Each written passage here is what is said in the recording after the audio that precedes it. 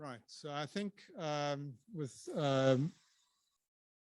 no further ado, we'll go straight into the next, the first substantive session of the workshop, which is worrying about weights. Can I ask Andrew and Nicola maybe just to sit in front? So the way we're going to run this thing is that there's going to be one set of slides for all of the inputs, and I have many talents, and one of them is I'm going to be impersonating a couple of people who, for various reasons, can't be here. So there will be some other names on the program who, in fact, Takwaniso, you also just bring a yeah. Come in here. Yeah, so this is basically what we're going to be doing. So as I warned you, we're going to be talking about the OHSs and LFSs again. Amy has done work on the OHSs and GHSs. Takwaniso's worked on the demographic model that's gone into PALMS. And then we're going to talk about the weighting work that was done in NIDS CRAM, and some work that we've done on how to get estimates for households in NIDS CRAM. The actual slides, when you distribute them, they've got detailed references at the end. So we're just going to present basically the abstract, the summary of what's in the paper. The details should be consulted, and also going to give pointers to where some of these outputs are embedded in our data products.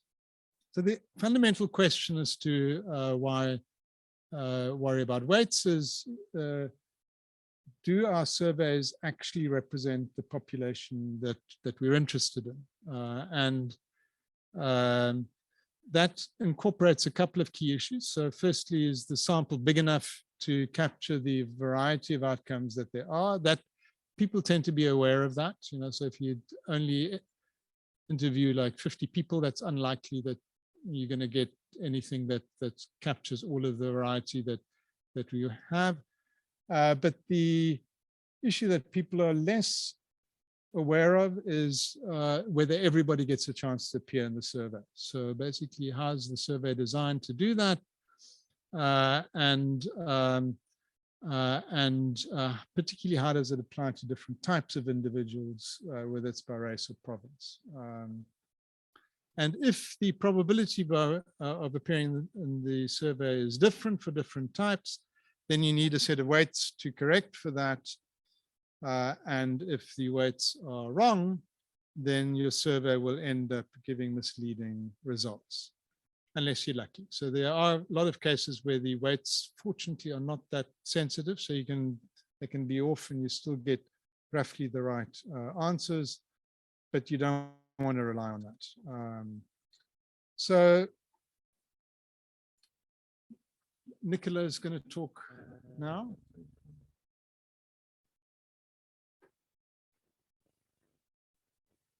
Okay, thank you. So I also just want to say thank you to Martin for putting these slides together, so we have a nice coherent package of information. It's also nice to see how everything's built on each other over the time. So I'm going to talk a little bit about some work I did as part of my master's, so it's quite a while back.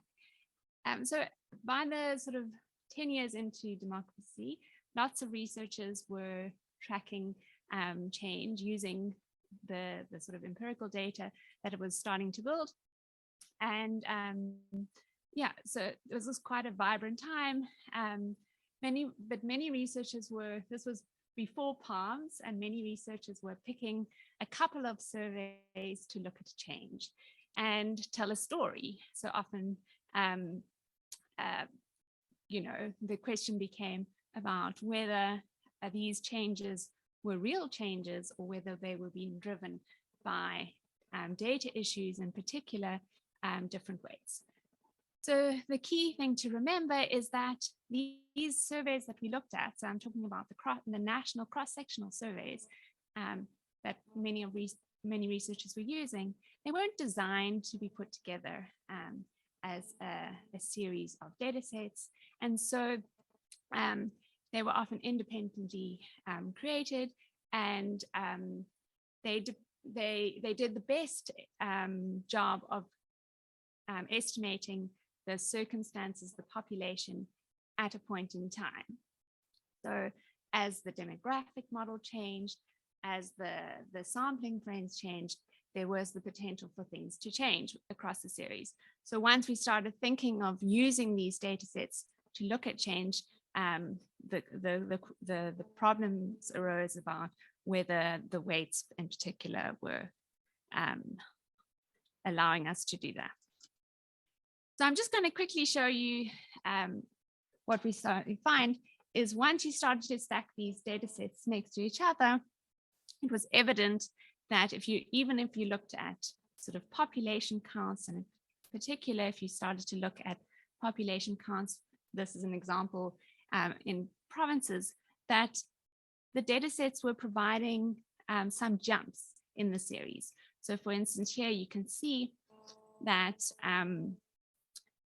1994 looks quite different in the Eastern Cape, and then the series sort of increases, and then there was a drop down in 2001 and an increase again in 2003. So the population, if you just thought of the series looking at the population counts, you could see that we would see some unusual jumps. And in addition, at the time, there was the Actuarial Society model, the ASA model, and these estimates weren't in line with the estimates coming out of that model. Also, if you looked at the number of households, there were jumps in the count of households over time. There was a very large jump between 1999 and 2000, and again in 2003. And another key concern is in these data sets, the number of households, the trends in households, the number of households and the population weren't necessarily in line with each other.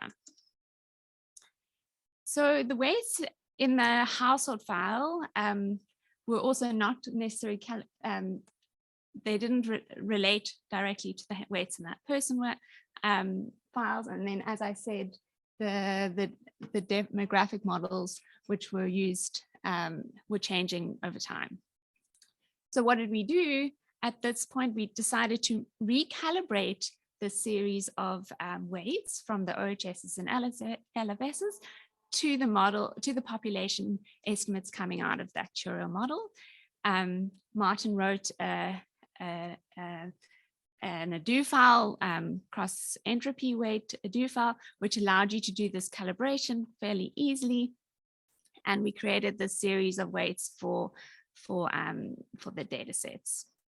And as you can see here, these weights are still in the DataFirst portal, but they've been updated, and Takwanisa will talk to that. So let's have a quick look at what these weights did. As you can see, they created a smoother series over time. They also resulted in the population and household level estimates being more consistent, recognizing that surveys were targeting households and therefore restricting that. In terms of what they meant for, so obviously they would create a smoother series for the variables that they were calibrated for, but what they also did was have some impact on other measures. So this is showing, for example, educational attainment between 1994 and 2007. And you can see on the right-hand side, which is using these cross-entropy weights, it's shifting some of those outliers towards the sort of general trend, making things a little bit more consistent. Thank you. Thanks, Nicola. So I should have actually added that this was one of the very, very, very first outputs of that data quality project. And so what we're actually doing is a show and tell of 15 years worth of work. but work that is not just of historical interest. I mean, in a sense, the same issues continue to bug us till today. But to some extent, the order of the presentations does follow the historical pattern too. So Amy's work, so I'm not Amy, in case you were worried. Amy had a baby just a few weeks ago, so she's not capable of presenting. I'm presenting work from her PhD. That work was done much more recently, and the starting process for that work was the question, like, what's happened to households?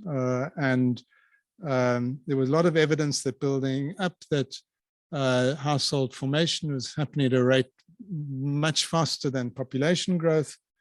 How do we understand that? And for that, you really need a good database of households. And it turned out that actually, when you started looking at the files, the General Household Survey is the data set that has a lot of the household level and service delivery level information in there. But it turns out that that information was contaminated by the fact that when you looked at the household weights, even past the era that Nicola was at, the household counts were basically jumping all over the show. And that happened even when Stats South Africa tried to smooth it and calibrate it. So by 2008, 2009, Stats South Africa started releasing separate weights in the GHSs for their household files. And that was not a great solution. And let's just be upfront on that. That's not what I would have done, because people and households exist in relation to each other. So you can sort of separating them out as though these are two separate universes doesn't help. When you look at the people and you basically check, which households they're sitting in, you can actually get a count of how many households there are, provided you only keep one person from within each household. So you can get a household count from your person file, but you can also do it the other way around. If you start on the household file and you know how many people are in the households, you just add up the household sizes, you get a person count from your household files. And it turns out that if you do that on the GHS, those two numbers, then the numbers from these different files no longer match. And it turns out that for some concepts, like when you look at average household size, that requires you to think of both the people and the households at the same time. So basically, there's no way you can then dodge the question of what is the right weight to use. And this is a set of graphs which show what the problems are. So the blue line in each case is the estimate that you get of whether it's total household count, total population count, average household size, or the household headship rate if you take the person file in the GHS and use the person weights. The teal, light bluish, greenish kind of lines is what happens if you use the household file with the household weights to get the same estimates. And you can see that those numbers are very different. I mean, it's kind of like, they're not even close, kind of like, so you should get the same number, but you don't. And that is the bottom line. So what Amy did was two things. She first worked very hard at getting an improved set of benchmarks against which we calibrate. So basically that's, you need those available, and the censuses normally provide these. And she showed actually that the census information for different censuses is actually done slightly differently. The way they handled single person households in particular was not exactly the same way. And then she created weights that basically aligned both with population totals and these new set of benchmarks that she got on the evolution of the number of households. And her work along the way also showed that there were some weird things that happened when the Stats South Africa master samples changed. That was written up in a PhD thesis and in an article which is up on the SAJE website ahead of publication in a journal. The weights again are available. So if anybody is working on the GHS, you can actually get those weights from there.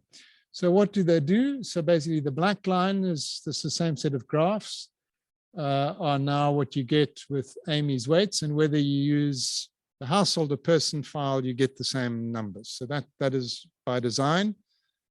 In a couple of cases, you can see the little X's are different from the dots. So the dots are the Stats SA benchmarks. So then they're not always where they should be. The X's are Amy's reworkings of these things. And the series is obviously designed to match those as closely as possible. When you apply these to things that you haven't explicitly, she did explicitly benchmark it to single person households, the evolution. That's very different. I mean, you get a complete mess when you look at the Stats South Africa weights, whether it's the household weights or the person weights. You get the count of single person households does something weird and wonderful in the GHS OHS series, which it doesn't with the new weights. But when you then apply it to other things, it turns out that fixes on weights are probably not the only issues that we need to think about. So here you have on the right-hand side of the graph, the share of adults who married or cohabiting. And the numbers that come off the censuses, which are the red dots, are actually lower than the numbers we get in the surveys for reasons that are completely opaque to us. But at least the recalibrated weights shift that distribution of these proportion married closer to the benchmarks, even though they don't hit them. So that was Amy's work. So Takwanisa is now going to talk to the demographic model that has gone into the PALMS weights in the most recent iteration. Thanks, Martin. Yeah, my name is Takwanisa Machemez, and I'm part of DataFirst staff. Okay. So good population estimates are the bedrock of all surveys. You need good population estimates to benchmark your surveys, to calculate your weights, and without this information, it is not possible. So as Nicola highlighted, if you want to track changes over time, when they take the PALMS that was mentioned, again, you also need a corresponding population that is also consistent over time. So the post-apartheid labor market series, also called PALMS, puts together or stake these household surveys, mainly labor market related variables from the October household surveys, labor force surveys, QLFS, and the PLSD. The latest version is V3.3 from 1993 to 2019. It is about 6 million records and 68 variables from 69 separate surveys. So again, as highlighted previously, to get a sensible information, like a sensible comparison, you need a set of ways that are in line with how the population changed over the period. So the first PALMS series used what is called the Actuarial Society of South Africa model, back then starting with the 2003, which was updated to 2008. but as will be shown later, by the 2010, the ASA model had become outdated. Mainly assumptions about HIV mortality have changed because of the wide availability of ARVs. So the assumptions are like over time, they've overestimated HIV mortality. Then, as also Martin mentioned, the StatsSA started producing the estimates from 2002 onwards, and these estimates do not cover the entire period of the of PALMs, which start from 1993. So DataFirst worked with Professor Rob Dorrington from the Center of Actuarial Research to produce demographic estimates that spans the period of PALMs, that is 93 to 2019, the current one, the current version. And we did produce estimates from what we call the care model, as well as the care and StatsSA hybrid model, where we back project the StatsSA estimates from 2002, going backwards using the care growth rates. And outputs are discussed in a working paper, in wider working paper, as well as the link embedded in the slides as well. So here, just to show some of the results. So for example, if you look at the ASA estimates over time from 2010, they are lower than what was estimated by Statistics South Africa, as well as the new assumptions that were sensible at the time, mainly from the care model, which also takes some of the assumptions from another model called the Tembisa model that was created after the ASA model. So,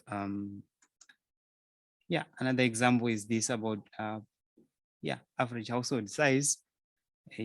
So when you compare this, if you compare, we mentioned Amy's paper, which constrained again by household size. So in our case, you see some of the trends are unlikely. There are some jumps like in around 2015, which are unlikely. So even if we created ways based on our new population estimates, there are still other issues that needs to be fixed, as Martin mentioned.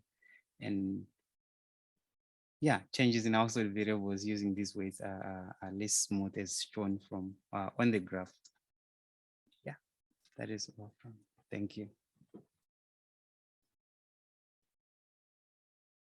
So what was common to basically the papers that we've just run through is that was work where we were really taking South Africa national data sets and saying, well, if we put those together as a series, how do we make sense of them? Very different problem arose when NIDS went into the field, because basically they approached me to generate the weights from their sample design. So this is kind of now doing this thing from scratch, kind of like, so and that of course means that I'm presenting not a critique of these weights, although I will present a critique later on. But it's kind of like explaining what we did, So there's a set of things that needed to be done. Firstly, we needed to calculate a set of design weights based on this the way in which the survey had been done, and then adjust that for non-response, because it turned out, and that is common to all surveys, that the high-income households, whites and Indians in particular, much less likely to cooperate with the study. It turned out after one had done all of those adjustments, that there was still a concept that I came across for the first time when I was doing this, which is the concept of slippage. So basically you add up the population that you think you've got, and you come to about kind of, I forget what the number is, I should have looked this up, 40 million when actually you think that there should be around about 50 million. So you're actually significantly under what you think the population was. Why that happens actually is a good question, and one that I think requires research. Anybody who's after that. Slippage is a problem in Stats South Africa datasets too. It's not just something that happened in NIDS, but there's something that happens in the field which we don't fully understand, and the non-response adjustments don't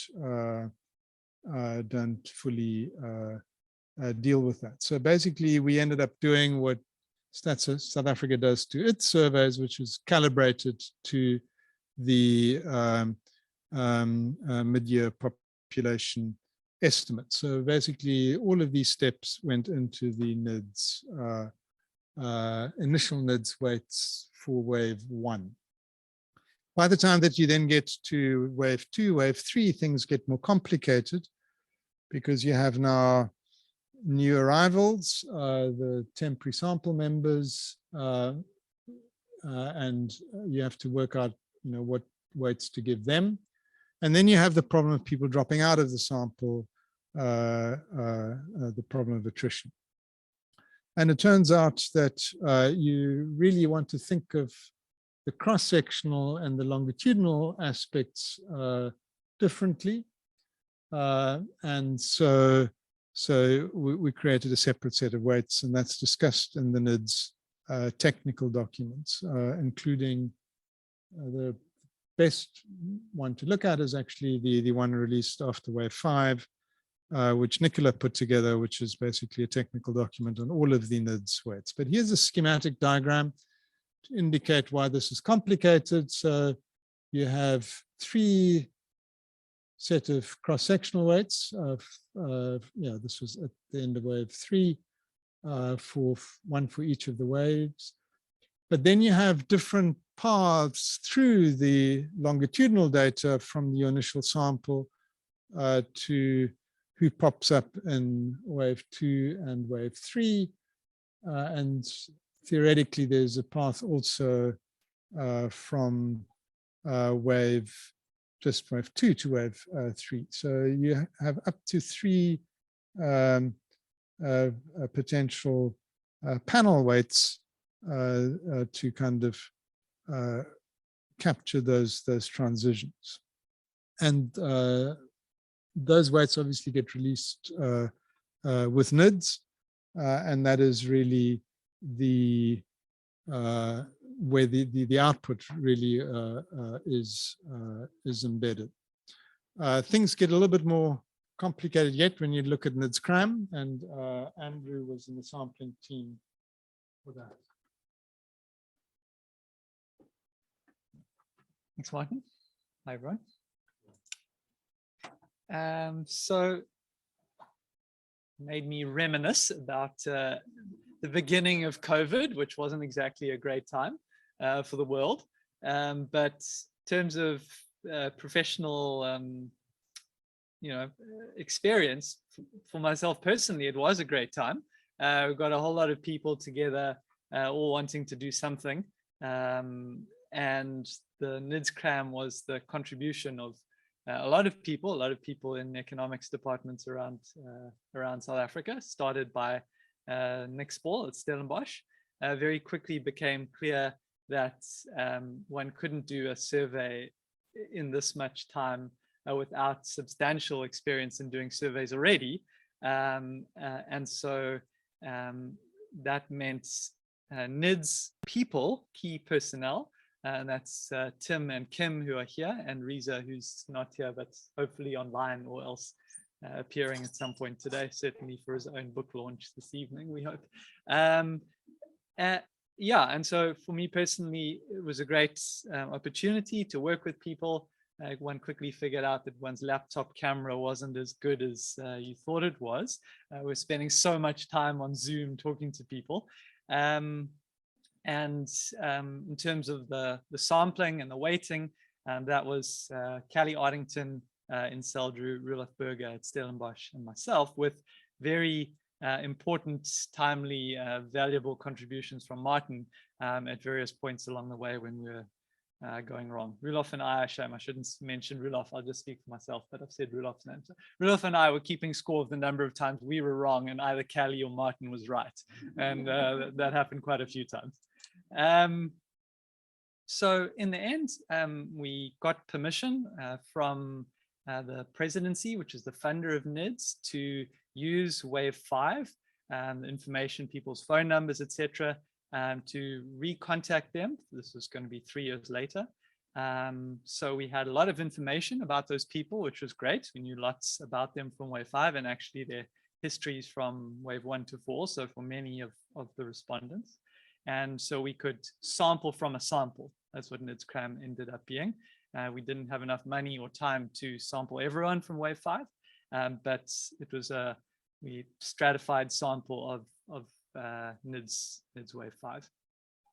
And non-response was a big problem. Turns out lots of people's phone numbers just didn't work. They'd changed their cell phone numbers over 3 years.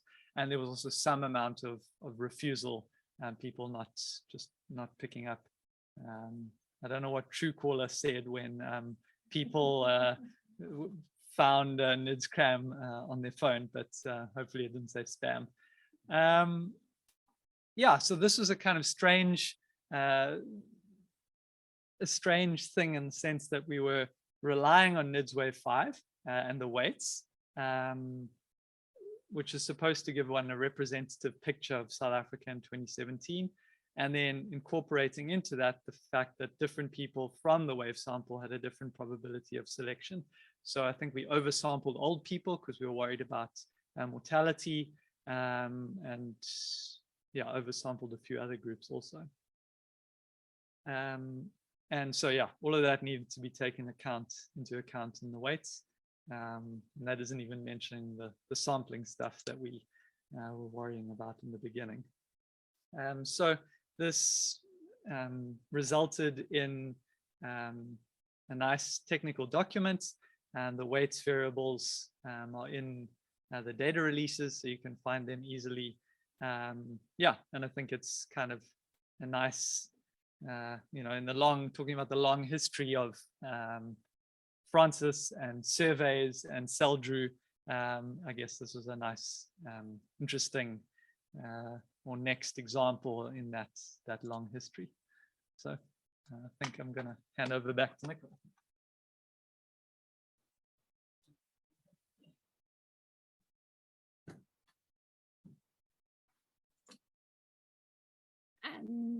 So I'm going to talk a little bit about so once the survey was produced and the data was out there, lots of people started to use the data. Now, as Andrew explained, the sample design was that individuals from NIDS were sampled to be part of the NIDS-CRAM survey. But obviously because NIDS interviews all individuals in a household, when you sampled at the individual level, you might get multiple people within the same household. And that wasn't evident in the NIDS-CRAM data because it was a telephonic survey. The individual who was sampled was contacted directly, and they weren't asked for a detailed roster of their household members. And we found that there are many cases of multiple household members being surveyed in NIDS-CRAM. I think about 40 to 60% of individuals in the survey were affected by this. So this means that if you're thinking about measures at the household level, you might be double or triple counting some households.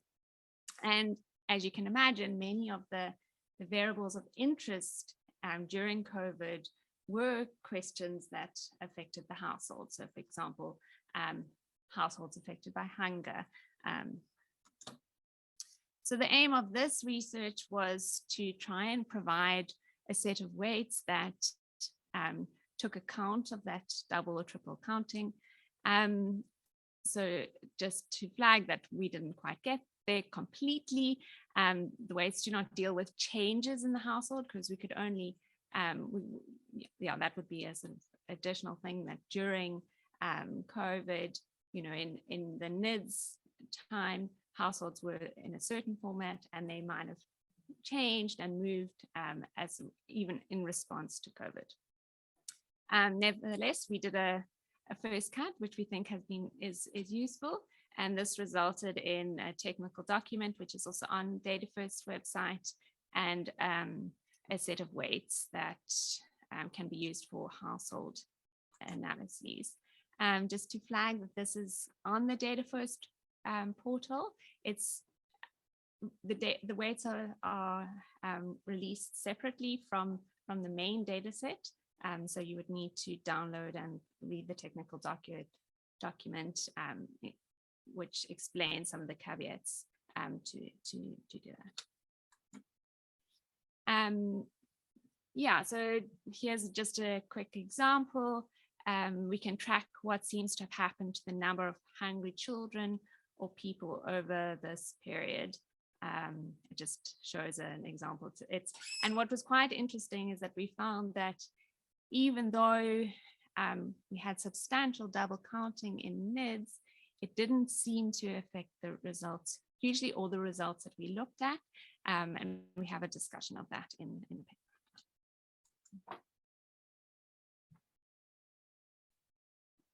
It affects the counts, it doesn't affect the proportions. And that was an interesting question. Yeah. Okay, so what I want to just quickly do summarize. So this is like 15 years worth of research done in, you know, about an hour or so.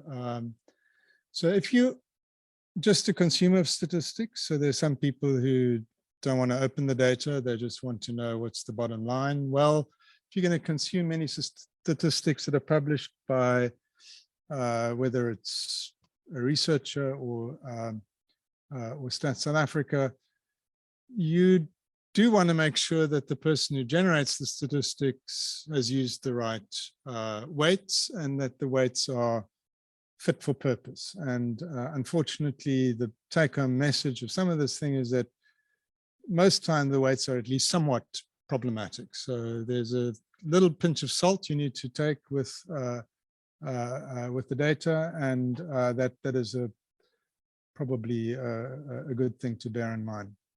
If you're a data analyst, typically you want to use the weights that are released with your data, but you are still responsible for your output. So you should at least check that the weights make sense, kind of like, you know, so if, you know, there are hundreds of data sets available on all sorts of topics, before you get too comfortable with your results, understand what the weights do, and that is a general lesson. And if there are problems with the weights, they often only become evident when you kind of drill down into subpopulations. You suddenly get weird results. So I typically tell my students to do both unweighted and weighted results and see how different they are. And if you can't explain why they're different and why they should be different, then you should start becoming cautious. Now, one of the big problems is that calculating weights is dry and boring. I will say so, having calculated lots of weights myself. It does require real skill, and I will say that too for myself, is that this is not something that actually you want somebody with entry-level skill to kind of do. And the real problem is that there are too few people who know how to do this properly. It's not actually taught in any South African methods course that I'm aware of anywhere. And it turns out that calculating weights requires assumptions. And I realized this when I did the NIDS weights. So there I was dealing with highly skilled people. It doesn't get much more skill than the likes of Ingrid Willard. And I said, do I do X or Y? And Ingrid said, I don't know, you're the expert, you go and do it. Kind of like, which is comforting, but it's also means that you have a power over the final data that you probably shouldn't have. And that's true whether it's done by the people in the technical team at NIDS or whether it's done by the methodology section at Stats South Africa. The people who are actually in control of that typically is one or two people, and nobody else really kind of looks at that. If you as a end user want to check any of that, you typically can't, because often the ingredients to calculate the weights are not publicly available. If you want to adjust for non-response, you need to know not just the people who were sampled, but also the people who you missed, and that the survey organization knows, but that's never released in the final surveys. Yeah,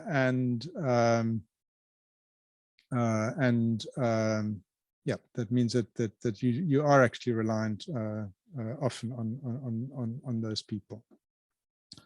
If the person who does the weights is very slick, they can actually cover up problems that maybe shouldn't have been covered up. So the final thing looks better than it is. But the fundamental thing is that if the data really is missing, no amount of fiddling on the weights will actually really fix that. So thinking about the weights that you get does require paying serious attention to who shows up in your data set. And this is again a graph from Amy's paper. So this is on the single person households. And one of the things that is very startling when you look at those dashed lines is that basically as the environment in which samples get collected changes, the realized sample, which is the orange lines, the fraction of one person households takes a dip every time. So basically, as you change how you sample, it seems that the fieldwork team find it hard in that period where they've just changed how they sampled to find one person households. And that makes perfect sense. They are a floating population. They are much harder to pin down than big households. But the weights typically don't patch it up. So you can see in the Stats South Africa weights, you can still see each time there's a dip. So the weights cover it up to some extent. Amy's fix covers it up completely, but you should probably still be aware that that this happened, kind of like. And the reality is that sometimes it is a specific analysis that you do much later, where you suddenly look at the data and say, well, we didn't see this at the time when the data got released. So, so to that extent, weights are also always provisional on the current information that you have, the best information at the time when the survey is released. If you get new information, like the census that's coming out now, that may change how we think about the demographic model. It may change our view of what's happened in society, and we may then end up having to go back and redo all the weights in the entire series. So that's a little bit uncomfortable to think about that, but it is also important to keep us honest. So what are some of the priority issues going forward? So households turns out to be a key issue that we don't really have a good handle on. So Amy highlighted that in a PhD, and it has implications for all sorts of things.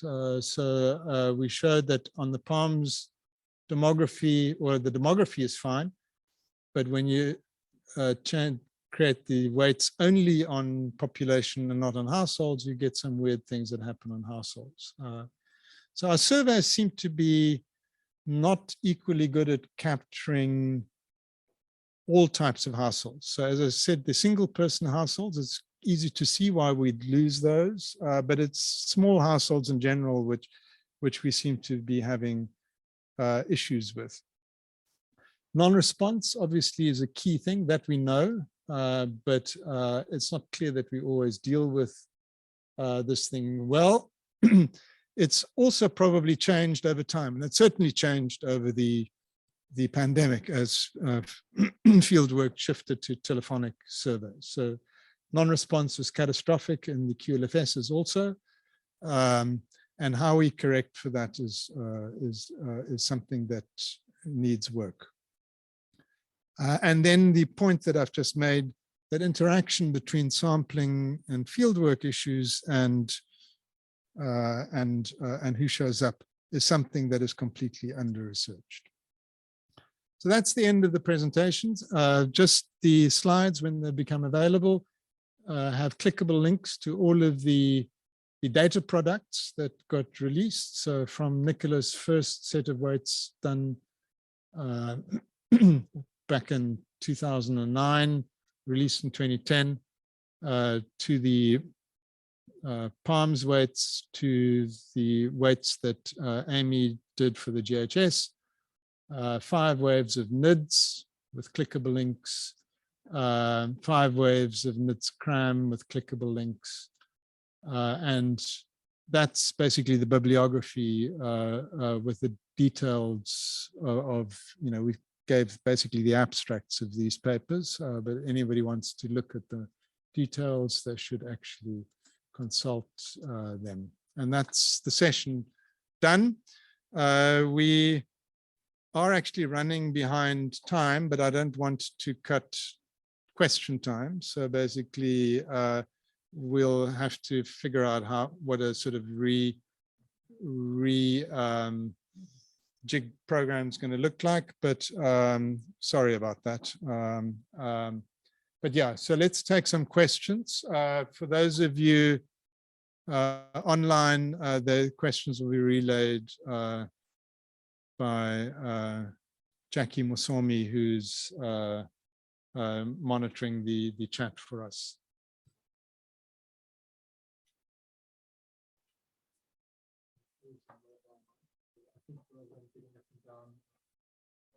Answer the questions from the front. Yeah. Any questions? It's always a bad sign if there are no questions. Okay, so Taryn. So I have a quick question. Oh, I need the mic. Sorry. Okay. So I have a couple questions. One is, to what extent is this weighting issue kind of a more general problem and a function of a society in rapid transition? And I'm just wondering, like, I see a lot of papers where people are using LSMS data from other African countries, and they're sort of, using them in a pooled cross-sectional way, or they're using the panel dimension. And there often isn't much discussion of weights or using the weights at all. And so, the presentation here has focused exclusively on the South African case. And so I guess I'm wondering, like, are there general lessons here that, one should keep in mind for other societies? Is it just something that, South Africa is changing really rapidly, and so it makes it more of a problem? Or, so I don't know how, I don't know if you have anything to say about that. I'm pretty damn sure there's a problem everywhere. I would be willing to pretty much bet my neck on that. Kind of like, I think that we became aware of it in South Africa because we were doing particular analyses that brought out that. So if you have, like in the Kenya case, for example, I don't know Kenya very well, but they have their version of the surveys happen every 5 years. So if you then look this one, then that one, then that one, if there are little bumps in there, you basically think those are real. If you have, like we had with the OHSs and LFSs, we have annual surveys, and then we have them every 6 months, and things start shifting like this. You say, there's no way this happened in 6 months, that this population changed like that. That can't possibly be true, kind of like, so I think it's the fact that we had more data that actually made some of these problems much more obvious. And I mean, I guess the same thing would be true in the US, but I think that the people who do the weighting in the US will be very slick. So basically, I think that there's a lot of stuff that happens behind the scenes that nobody in the end user community will ever see, kind of like. So I think in the big capacity stats countries, there are people with the skills to work on weights, and they're basically, yeah, they'll do the fixes. The link between the household and the person, I think that probably is also going to be true if you start looking, I mean, at the US current population survey. It'd be very interesting whether kind of like, you know, some of these things start biting you. But again, I suspect there may be niche literatures that have looked at that. But in the developing world, if you, in a lot of places, the data doesn't even see the light of day, but where it does, the surveys are infrequent enough that I think that people kid themselves that every change they see is a real change. And that, I think, what I'm really saying is that, yeah, there will be some part that's a real change, but there are also going to be, there's more measurement change in the system than we'd like to believe. I don't know whether anybody else has any thoughts on this matter. I used 2 rounds of a cross-sectional survey for my PhD. They were 5 years apart from another unnamed African country. And neither of the surveys was publicly available. One of them came on a memory stick from the stats office with a virus on it. And one of them didn't have any weights in. So just no weights at all. So yeah, I guess small example of, yes, this probably does matter in places other than South Africa.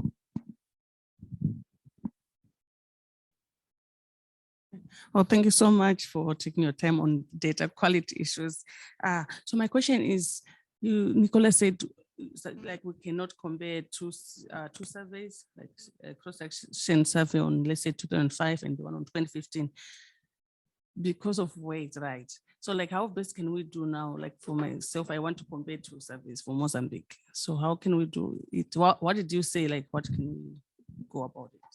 If I want to compare like poverty changes. Oh, sorry. If I want to compare poverty changes between 1997 and 2017 for the case of Mozambique.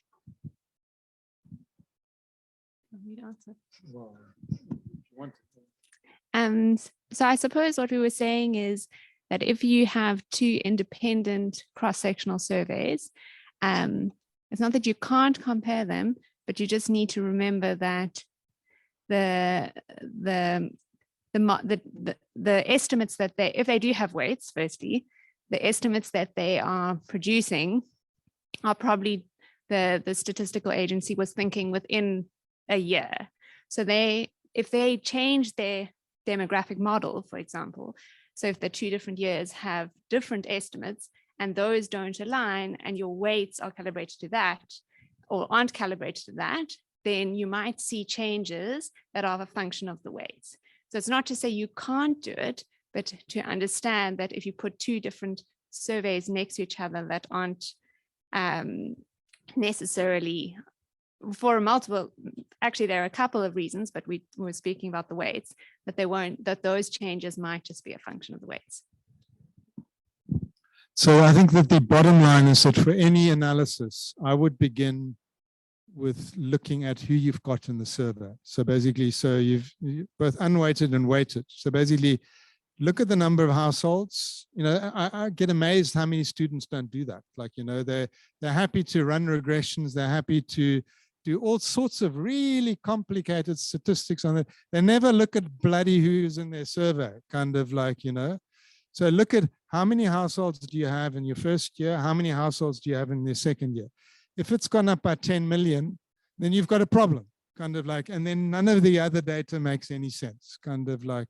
So then ask yourself, why has it gone up by 10 million? And that you should ask before you do the comparison, kind of like, do it by province, do it by various categories, say, do these trends make sense as to who I've actually got in the survey before I then start looking at how many poor there are, you know, kind of like, you know, so I get very annoyed by this because this is, people want to do rocket science, but they don't want to look at the the simple descriptives. And that's, I mean, people know that my favorite economist of all time is Angus Deaton. And he was asked in some interview, what is your favorite statistical technique? And he said a crosstab.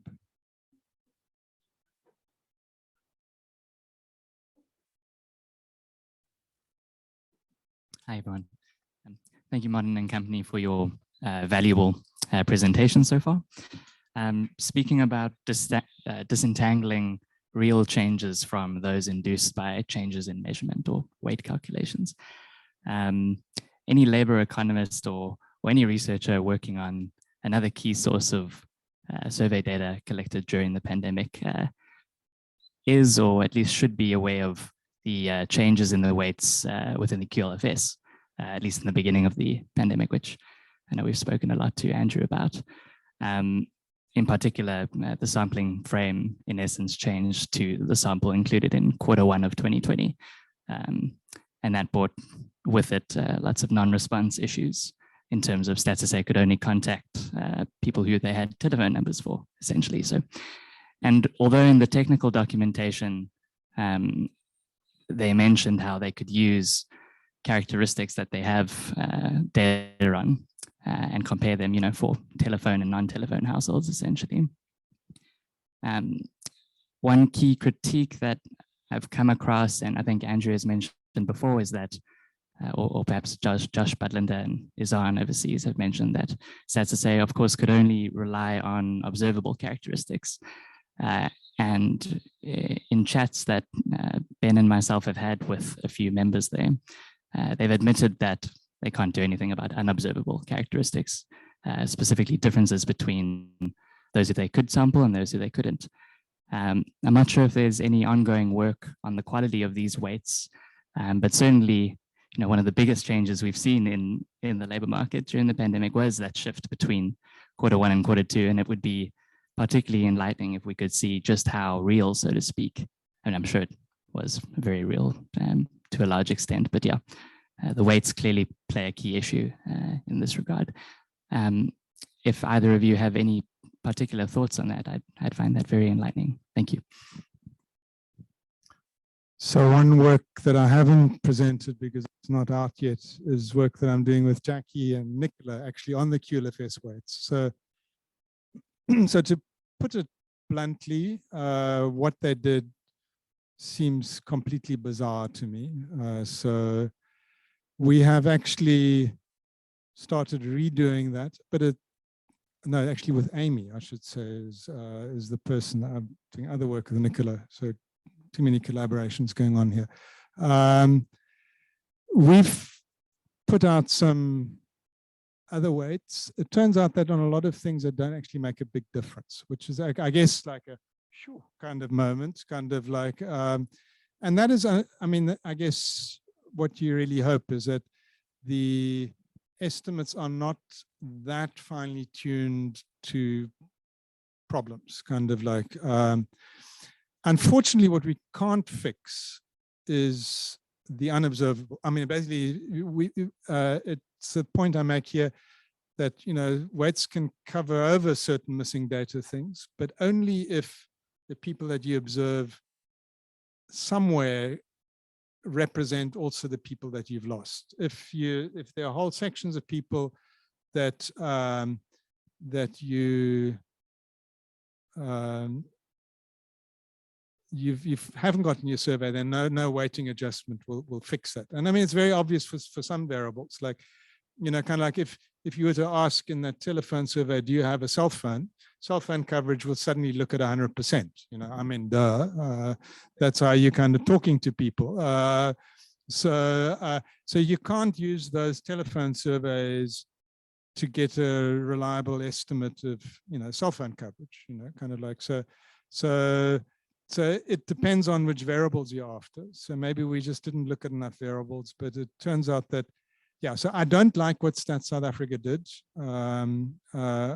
in terms of their description, but it turns out that even when you go back and try and redo it on many of the labor market stuff that we looked at, it didn't seem to make a big difference. And that is, of course, a problem for us because we are subject to the publish or perish kind of pressures as much as anybody else to have a null result saying basically we've got a better set of weights, but they don't make a big difference, is not a big selling point, kind of like not even to this audience, kind of like, you know, so yeah, so the weights are different, but in the details, but they don't seem to, so some of the variables we were expecting to see shifts, we couldn't actually see them. I think we're going to have to close the session because I don't want to run too far behind. Are there any other? Oh, Jackie's got some online questions, so let's deal with those.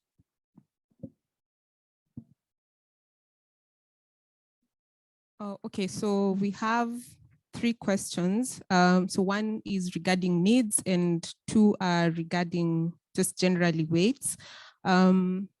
So Raliza wants to know what is good practice when one has to use panel weights that are uniform across time for each individual. Do you want to answer that, or should I read out the other questions? Panel weights that are? That are uniform across time for each individual. Okay. Deal with that one first. I don't know, but this is something that Nicola and I have talked about in the context of using the fixed effects estimator in Stata. So that, I don't know how, where Ralitza, where she was going, but if you try to use that estimator with weights and the weights vary across the same person, Stata will give you an error message. So this is about a red, I think it's about a red writing error message in Stata. And I think that has to do with, this is Nicola and I have talked about this, to do with the fact that they think if it's the same person, maybe they should have the same probability of selection and therefore something like the same weight. So you can cheat and do, you know, little things like egen weight equals mean panel weight or something like that. That's a cheat you can do. But yeah, I guess the broader thing is, yeah, what do you want to do, and what is Stata going to let you do? Yeah, so if you're basically stacking individuals, then you have to think very carefully what those weights mean, because basically the cross-sectional weights are obviously designed to give you cross-sectional stuff. Panel weights are designed to capture transitions. If you try and mix up stuff, cross-sections and transitions, and you all smashing them up together, no, I'm not sure that I want to think about what you're doing, kind of like. Okay, so I hope Ralitza there you got an answer somehow. Then Jesse, Naidu, and Justin have related questions. So Jesse wants to know whether anyone has looked at, so these discrepancies between household weight and person weight. Has anyone looked at the impact this has had on stuff like electricity distribution or housing quality? Then Justin would like, so this is a general big picture question on the fact that South Africa geography really matters in terms of urban, rural, even in the same townships, we have spatial differences. So how could we create, construct surveys or create weights that take this geography into consideration?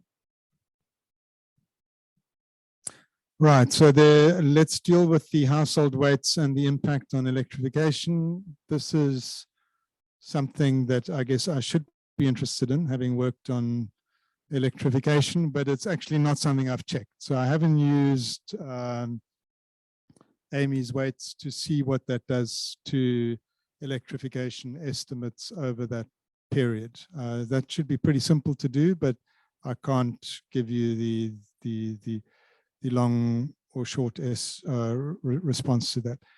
On the weights thing, so theoretically, the weights should come off the sampling design. If the sample design doesn't take rural and urban into consideration, then the weights shouldn't take it into consideration either. A lot of what we talked about is ex post recalibration because the design weights seem to have missed certain non-response things that we can't explain. So the slippage story is there's clearly some level of non-response which the actual measured non-response adjustments don't deal with. So whether it's possible to recalibrate, well, you're going to run into the same problem that we did with the households, is that you then need to have essentially a model, a set of benchmarks of what the rural population, the urban population is like at any point in time and how that's evolved. So you can't, it's a little bit like a chicken and the egg. Without decent weights, you can't get decent household processes or decent measures of urban rural. But to some extent, you also need to have enough information on that to generate the weights to start off with. So it's kind of what keeps that process kind of, I guess, interesting and not completely tractable. But that was one of the things that Amy had to grapple with. So her benchmarks came off the censuses, which are sort of outside that processes. But the censuses are, yeah, I mean, I guess they would give you a picture on urban rural, but then the problem is they're probably not going to give you a sufficiently fine-grained sense to see how that's changed in between, so that you can actually look at the evolution of these populations after that. I think let's cut it, and then we will come back. So we had half an hour for tea in the program. I think I don't have my program here. It was 10:30 to 11, I think, on the program. Oh, just a 15-minute break. Okay, so I actually, so we actually bang on time. So I thought we were running late. So we can take a 15-minute break now, and then we'll come back for the session that's then dealing explicitly with households afterwards.